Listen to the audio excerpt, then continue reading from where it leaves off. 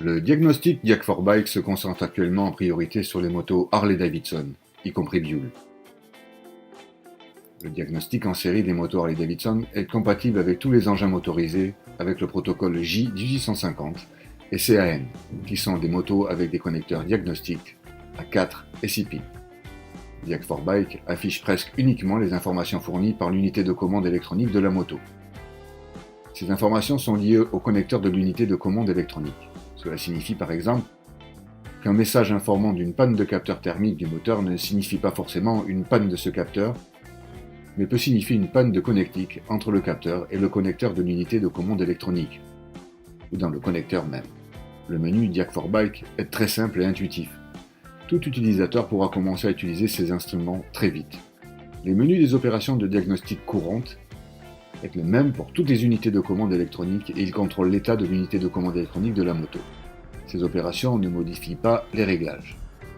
Les opérations de diagnostic courantes sont des opérations qui contrôlent l'état de la moto et ne modifient pas les réglages des paramètres.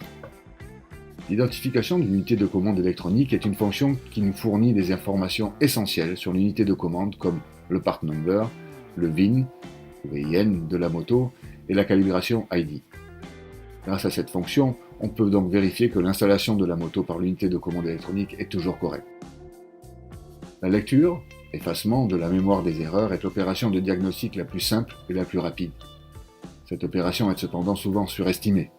Il faut savoir qu'elle ne détermine pas toujours les causes réelles de la panne.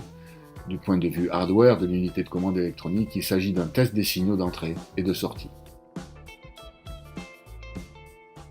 Ce qui est important, c'est que les codes erreurs soient classés d'après leur statut, surlignés en rouge dans le programme pour ceux qui sont permanents, et surlignés en orange pour ceux qui sont temporaires. Il s'agit alors de ceux qui sont présentés dans un passé assez proche.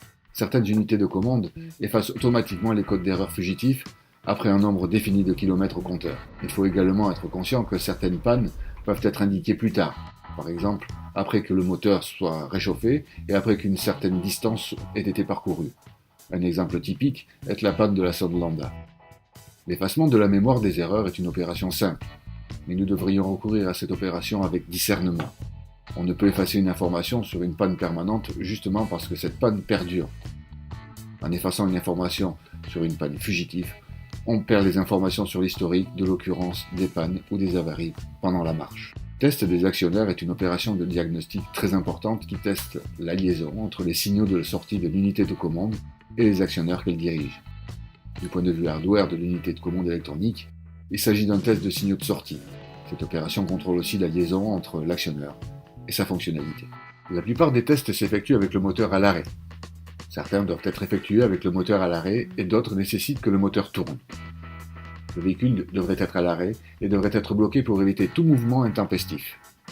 L'appareil réagit à la réponse de l'unité de commande électronique et en cas de besoin avertit l'utilisateur de la nécessité de l'intervention correspondante. D'une manière générale, on peut dire que la durée du test est limitée dans le temps. Dans certains cas, la fin du test est la réaction à la réponse de l'unité de commande. Dans d'autres cas, il est possible de mettre en pause le test en appuyant sur la touche « Retour », où l'appareil s'arrête le test automatiquement après un certain temps. La lecture des paramètres est une autre opération de diagnostic très importante qui est utile pour découvrir les anomalies qui n'ont pas été révélées par le lecteur d'erreurs ou pour une analyse plus profonde des erreurs détectées. Du point de vue hardware, cette opération teste les signaux d'entrée et de sortie de l'unité de contrôle. Cette fonction permet un suivi synchrone des informations sur les signaux d'entrée et de sortie de l'unité de commande électronique, signaux qui devraient être également au niveau du connecteur de l'unité de commande. En cas de problème, il est conseillé de vérifier leur présence et les signaux avec un outil de mesure comme un voltmètre ou un oscilloscope. La mesure de ces paramètres aide à détecter de nombreuses pannes qui n'ont pas été révélées par le lecteur de mémoire d'erreur. La première étape de l'opérateur est le contrôle de la réalité des données. Cette analyse peut détecter par exemple des pannes partielles des capteurs de température et de pression. La lecture des paramètres avec limite est une opération étendue qui s'actualise en permanence. Les paramètres sont ici complétés avec les limites courantes ou recommandées. L'opérateur peut très rapidement évaluer les déviances dans les paramètres, surtout les plus évidentes.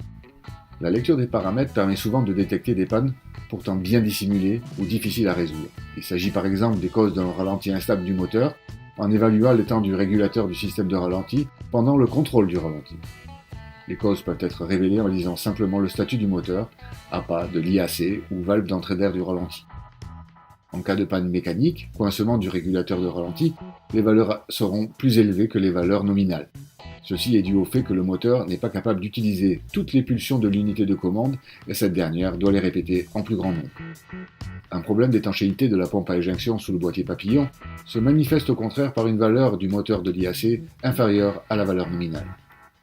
De même, on peut par exemple évaluer rapidement et sans démontage du conduit de carburateur une faible pression de carburant dans l'injecteur, dans l'injection avec une boucle de régulation lambda fonctionnelle. On peut effectuer ce contrôle en mesurant le temps d'injection pendant que le moteur tourne à l'arrêt et pendant qu'il tourne à une vitesse supérieure. Par exemple, une baisse de pression de carburant de 20% augmentera de 10% le temps d'injection. On peut trier les paramètres et les classer selon ses besoins.